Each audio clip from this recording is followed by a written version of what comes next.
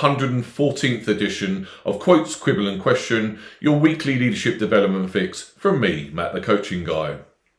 This week we're going to focus on loose lips sink careers. In leadership, transparency is often celebrated, and rightfully so. But there's a lesser known shadow side when leaders share too much honesty about their team members, the struggles, the mistakes, or the shortcomings with their bosses and peers. They may be unknowingly placing a lasting dent in that employee's career trajectory.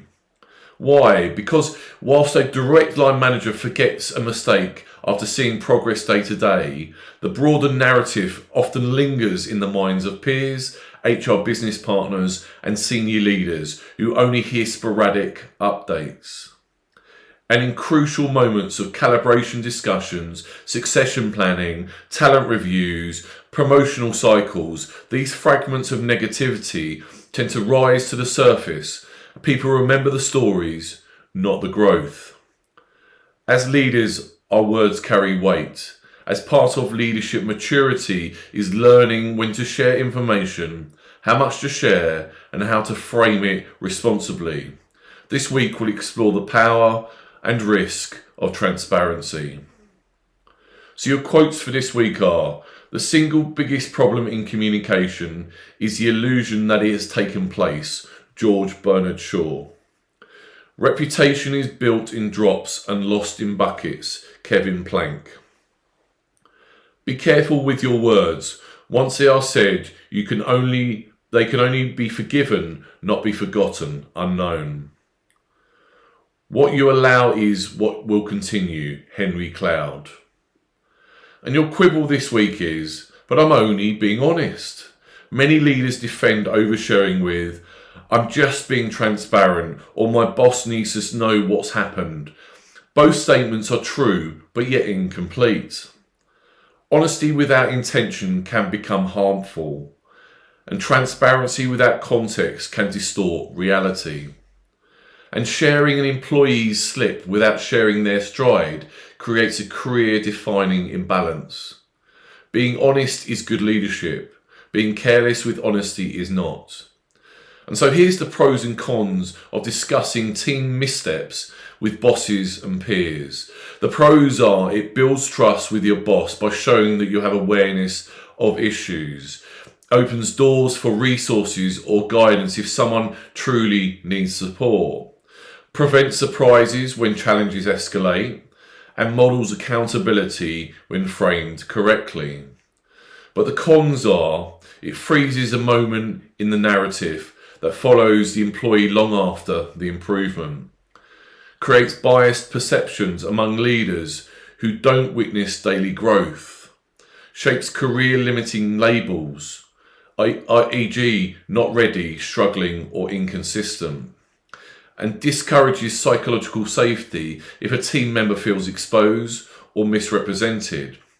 And finally, it damages trust if the employee later learns their challenges were shared casually. The act of sharing isn't the problem. How and why you do it is. And here's some steps to protect you whilst being transparent with your team. Filter for relevance, not relief. Don't share details simply because you're frustrated. Share only what meaningfully impacts business outcomes.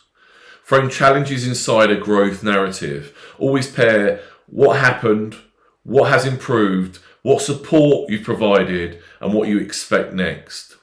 Avoid labels and describe behaviours. Labels stick like unreliable. Behaviours evolve. Missed 2 deadlines last month, now tracking ahead for the last 3 weeks. Praise publicly at the same volume you critique privately. If you share struggles, make sure you're also sharing the wins with equal or greater energy. And protect developmental moments. Not every misstep needs to travel up or sideways. Some of the best resolutions happen within teams, quietly and constructively.